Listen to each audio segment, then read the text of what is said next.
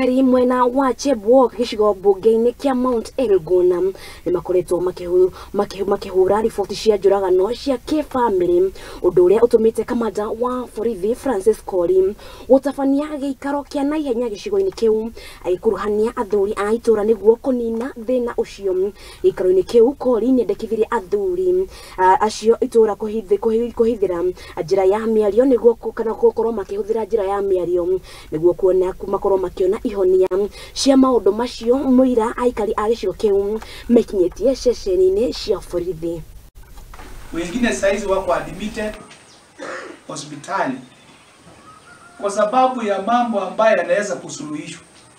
Serikali inaangalia watu waishi, wacha kifo ya kawaida ipate mtu. Today we had community engagement meeting here to deliberate on issues affecting the members of the public for this area, chebwek. And we've come here as a result of many cases, as a result of domestic violence, and also the issue of love triangle. And we've decided to come here and engage the community on the need to solve these issues amicably using diplomacy.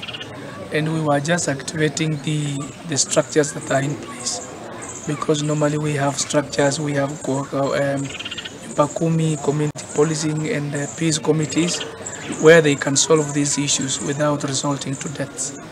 You know, for us, we value lives.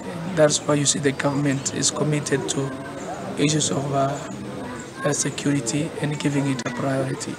So this is just a measure to come and be proactive to ensure that the locals are safe and there are structures that can be used than resulting to these violent means.